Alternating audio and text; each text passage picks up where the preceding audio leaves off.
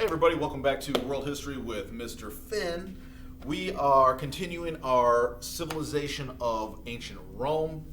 We have seen the early part of Rome and some of the dates. So if we remember, just a brief kind of rundown. Here's our timeline continuing to go towards year zero as we know.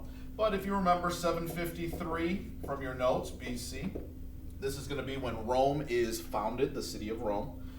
It is ruled over Etruscan kings until 509 BC. So for about 250 years, Rome was ruled by kings, which is important for us moving forward because this period of this 250-year start to Rome is going to have a lasting impact on the way Romans thought about kings and people who would get too much power, and they were always a little nervous about that. And we'll see that come into play later.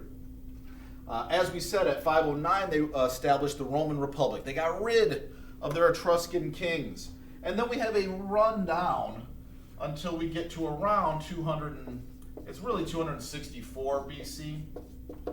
But this is a long time, and during this period, right here, is going to be Rome controls Italy, which is a pretty large area. It's the Italian peninsula. However, Rome is going to expand way beyond just the Italian peninsula. But if we look at it, this is quite a long time that we're looking at just to get Rome in control of just Italy. And when we get to 264, it's going to be part of your assignment today. But as I told you last time, one of the important things to understand about Rome and the people of Rome comes from our story of Cincinnatus. Now, you know who Cincinnatus is because you did have an assignment on it, but I want to explain why that is important for the Roman way of thinking. Now, early in Rome, there was a threat, and they said, hey, we need to have one person in charge. And sometimes having one person in charge with complete power is good because you can have one person who makes the decision, who's leading, the civilization, the country, if you will, and they have complete authority. So they don't have to take time to talk to people, run things by other people, go through, as we saw last time, Rome's going to develop a system of government and have a senate and have different offices like councils, like we said. Now, that whole government system is great. It is absolutely fantastic. However, when there is a threat that could annihilate or destroy your whole civilization, you don't have time to be working through all these different people and these political offices and all this big government stuff. You need one person who can say, this is what we're doing it now, we're going here, we're going to defend this, we'll attack there, and then just do it. And there's no time having to waste. It's just whatever he says, boom, and you go at it. So Cincinnatus, as you know, was given complete authority of a dictator. He was someone who was given power by the people. You are our leader, you make all the decisions. And he defended Rome, and he beat back their enemies, and after it was all done, he still had complete control. And what did Cincinnatus do? He gave the power back to the people and said, listen, I played my part. You gave me absolute power and authority.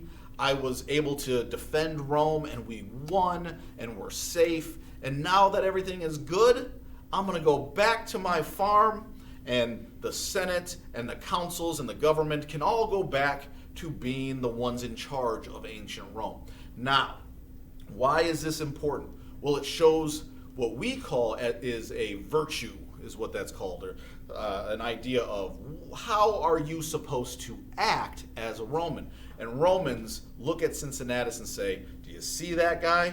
He had absolute power, and he gave it back. He defended Rome, but he loved Rome, and he didn't want to take anything over. He gave it back to the people. And that is the way that you should act as a Roman citizen. So this is just an example of how the people in Rome felt about power in general. We want our government. We don't want one person to be too powerful. If we need someone to step in and do something, absolutely we can do that. However, you're supposed to allow the people and the government to run all of Rome. And that is why we brought up Cincinnatus, because the people living there in Rome have this feeling about government and power that goes way back to, as I said here, with the Etruscan kings and then overthrowing those Etruscan kings and having this Roman Republic. And that was really important to them.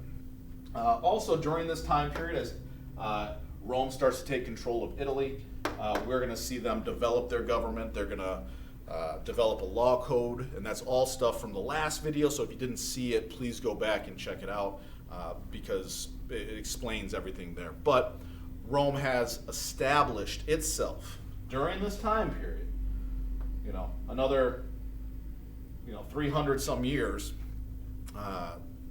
as a legitimate civilization that has everything it needs. It is powerful. It has a good government.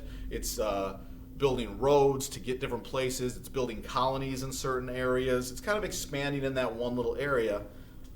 But we bring up 264 for your assignment today. We've been doing notes and I've been seeing your notes, but today I want to have an assignment done. And that is, in 264, we're going to see the beginning of something. That is really important. It is called the Punic Wars. The Punic Wars are going to be the big event that is now going to allow, after the Punic Wars are over, it's going to allow for Rome to just go big. It's going to expand over everywhere. We'll look at the Mediterranean map next class and see about the Punic Wars and everything about the Punic Wars. I'll explain it and then explain how Rome goes from there.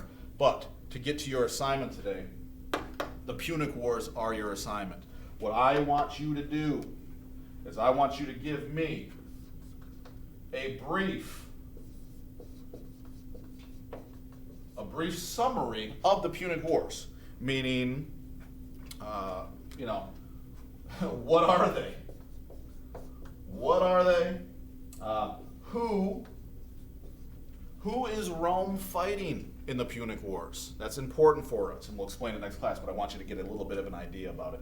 A brief summary of what are they, who are they fighting, really, and we can even extend this what to, let's go up here so you can see it. I think I have a number. Yeah, I do. What happens? What happens in the Punic Wars? Just a brief summary. Let's keep it short. Let's just keep it at a half page. A half page that just shows me that you've taken time to look up Punic Wars. I know you can get online because you're watching me right now. So just type in this, Punic Wars, and that'll bring you to an explanation of what they are. Because I just want you to give me a half a page telling me about the Punic Wars, and that way next class when we start looking at the Punic Wars, you will be able to have an idea of what I'm talking about rather than just going in cold. So make sure you get that to me today. You guys have been doing a great job so far. Participation and attendance has been awesome because you're getting it in on the right day. So on that note, I'll see you next class.